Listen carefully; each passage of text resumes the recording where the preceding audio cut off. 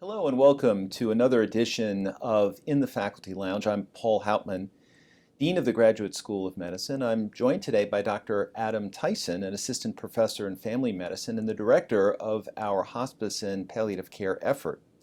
Adam, welcome to the Faculty Lounge. Thank you. You know, the field of hospice and palliative care has finally made its mark, and it's been much needed and much overdue. Over the years, I think there's been some misunderstanding about what palliative care means and what it adds to contemporary management of patients. So we'll drill into that in a little bit, but we'll start by doing what we often do in the Faculty Lounge, and that is to find out more about our guest, our faculty guest. So I understand that you attended Lee University in Ohio. You grew up in Guatemala, I just found out. So tell us a little bit about that, and then how did you decide to move into the medical field and actually attend a school not too far from us, East Tennessee State University? So one correction, Lee University is in Cleveland, Tennessee. Cleveland, Tennessee. Yep. So I see that's a Northeast bias coming through. Although my mom's family's from Mansfield, Ohio, so Fair enough. I love North Ohio too. Grew up in Guatemala, and that was really where a lot of my passion for medicine came from, was watching physicians who would come down doing sort of missions trips in Guatemala. And we did a lot of different efforts, whether it was feeding kitchens or construction-based missions, but the lines were always the longest when the doctors were there. And so I knew from a fairly young age that's what I wanted to do. However, I hit high school biology like a ton of bricks. And my parents sat me down and had that conversation around, if high school is a struggle in biology, you might want to rethink the whole medicine thing. But I came back around to it actually after studying foreign language in college, and went to MTSU in Murfreesboro for my science classes after I finished college, kind of a post-bac training. Absolutely loved biology. Didn't understand why I walked away from it, and I think the rest of the decisions just fell into place as far as I had to be back in medicine. That's what I wanted to do all along, and for some reason high school biology knocked me off track. So, And you were a teacher for a while. I taught English as a second language. Loved, obviously, from the culture and where I grew up, the opportunity to interact with other languages and cultures, and loved children. And it was a great marriage of those combinations. So you attended medical school at East Tennessee State and then went into family medicine residency in Pennsylvania. Did you practice for a while as a family physician and then decide to move into hospice and palliative care, or did you go directly from residency to that specialized training? Really, from second year of med school, I knew I wanted to do hospice and palliative medicine. It was more a matter of how do you get there, since you can't go straight to it. And in conversation with a couple other palliative care physicians, you know, both of them with several years of experience said, pick your first love. Do something that you would always love to come back to. Because the prognosis for palliative care physicians around that time was about 7 years. They do it for a few years and then either retire or do something else, because it can be tough. And so I had always kind of thought family medicine would be a great training for returning to Guatemala or any kind of missions work. And so that's what I decided to do. And I really enjoyed working with kids, and I really kind of hoped that I could have that opportunity to continue to do some pediatric work.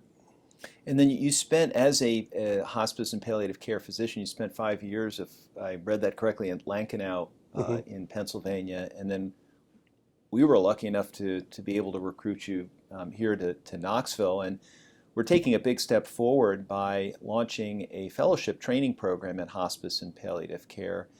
And that will get started this coming summer, in the summer of 2022.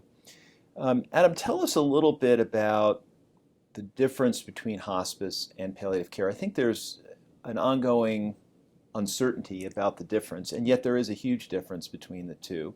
I know from my field, which is advanced heart failure, that for many years people shied away from even discussing this topic, partly because they said, well, you're sending the wrong message in terms of patients' prognosis. So let's dive into that. Let's make sure we're on the same page in terms of terms.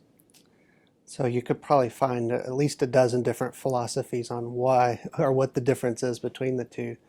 I came at it from a personal experience. So I'd never heard what palliative care was. And a palliative care physician walked into my son's room at St. Jude's in Memphis. And that was my first exposure to palliative care. My son never ended up on hospice, so I never really had that experience with him. But my experience with palliative care was someone who was able to engage with us as a family around what mattered to my son, what was most important to him, separate from all the diagnosis that he carried. We weren't there to necessarily fix anything, but to make his life better, to focus on his quality. And so one of the philosophies that I will, really tend towards when I hear people talk about palliative care is that it's a type of care that can be given to any patient at any age with any diagnosis. It's really what most of us as physicians ascribe to as patient-centered care, where we're focused on delivering quality care. We're not just worried about how we can cure a certain disease, but how to make the whole journey better for you as a patient, to make sure you're engaged in the decision making, that you're aware and you're comfortable with the plan. And that can happen to anybody. Palliative care can be given to any patient. As a specialty, we aren't unlimited. We can't see all the patients, in the hospital. So we have to focus on those who most need us. And that's where a lot of that life-limiting illness comes up. That's where we like to focus our efforts. I also think for a long time, people would hear about hospice and palliative care and right away think about cancer care. Mm-hmm. But in fact, there's a huge role for it really in any chronic disease, chronic pulmonary disease, chronic heart disease, chronic autoimmune disease. I mean, you can pick a disease that has a chronic element to it, and there's a role for hospice and palliative care. How have you, in your career to date, what kind of barriers have you experienced in terms of other physicians saying, not now, or you're sending the wrong message, or it's not the right time or place for this? And how has that changed? There's definitely the association with end-of-life care, and what I would define as hospice care.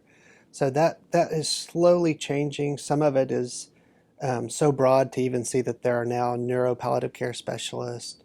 There are cardio palliative care specialists. So there are people who are coming from these specialties into palliative care and continue to practice their primary discipline, to see that marriage of the two. And it's expanding even in some sites where palliative care is becoming embedded in all sorts of different specialty clinics, and just working side by side with clinicians, understanding that anyone with a potentially life-threatening illness is suffering also.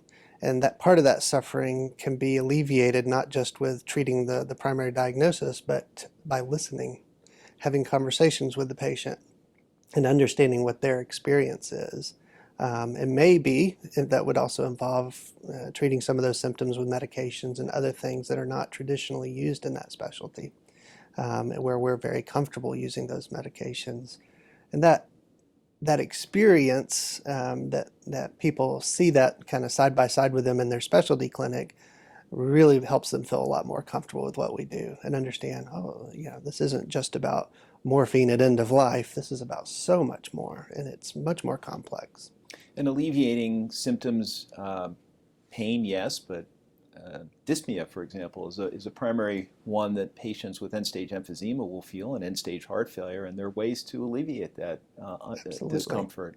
And so we have an obligation, I think, to not only deliver this care, but to train the next generation of hospice and palliative care physicians. But it's also a unique field in which, in my experience at least, there are a number of individuals who have made a mid to late career change and have opted to move into this field, perhaps based on their experiences in oncology or chronic heart disease, chronic lung disease, and so forth. What is do you know anything about the statistics, the average age of hospice and palliative care clinicians, and also something about the growth of that field lately? I don't know exactly an average, but it is shifting. In fact, I think a lot of what we saw, even when I was going through fellowship, was folks like myself with only a year or two experience, or none, straight from residency, having made this decision earlier to say, this is the way I want to practice for a career. Traditionally, though, because I think there was no route for fellowship or going even board certification, even just 15 years ago, that was the most common, was to see somebody sort of do a mid-career shift into this.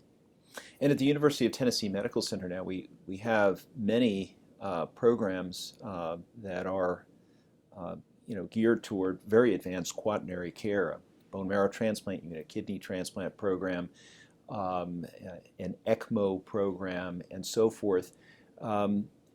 Having you here and having your team here and having a training program here is really important to us and to our mission. Tell us something about that team. How many clinicians do you have, and what sort of how busy are you? I would assume that you're very busy at this point.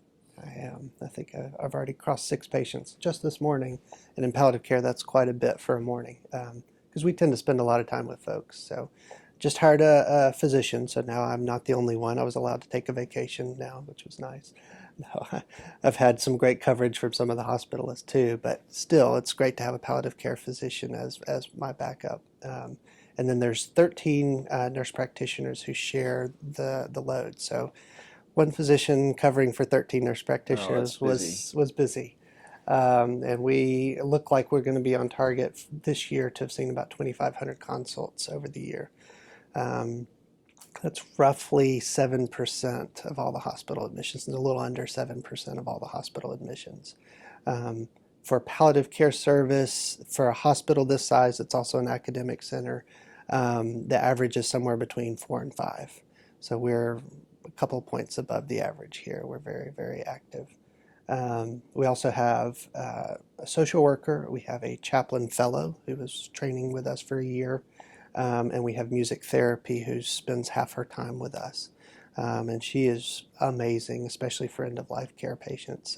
That really something that we don't traditionally think of, but is amazingly palliative for families. Well, and the impact has been huge, and we certainly, as I said, we're thrilled that you and your team are here. Tell us something about the training. What do you have planned for our fellow next summer, and what sort of rotations do they do? And I know they'll spend a couple of months at East Tennessee Children's Hospital as well. The breadth of the experience is around communication. I think, and I've said this before, and that's been my experience, you can learn the medicine aspects of palliative care 6 to 8 weeks. It's not super complex. End-of-life care, really symptom management, learning prognostic information. If you've made it through a primary residency coming into palliative care, I can teach you pretty quickly what you need to know from a medicine standpoint.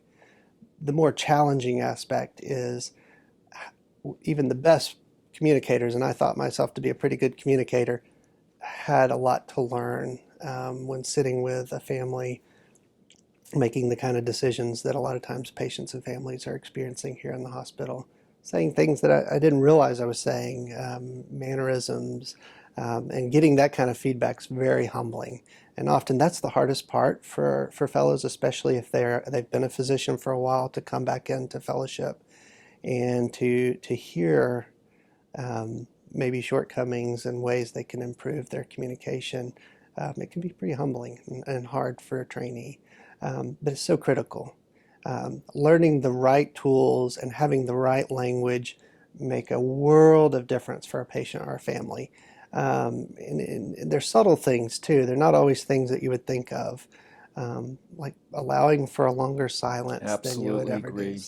And that's so uncomfortable for many of us. We want to fill that space. I can't. That warms my heart, if you will, because for years I would tell cardiology fellows who are generally movers and shakers, if you will, that there's a time and place not to say something with a patient. There is a time and a place for silence. It's moving, it's meaningful, it can have a great impact, and I think patients also feel that, perhaps paradoxically, that they're being listened to when there is silence. So I really appreciate those comments very much. We really appreciate your efforts here. I think your outreach to the different departments, your lectures and so forth have been very, very important. And it's all part of the comprehensive holistic care that's delivered at the University of Tennessee Medical Center and by the faculty of the Graduate School of Medicine. So Adam, thank you for joining us today. Thank And you.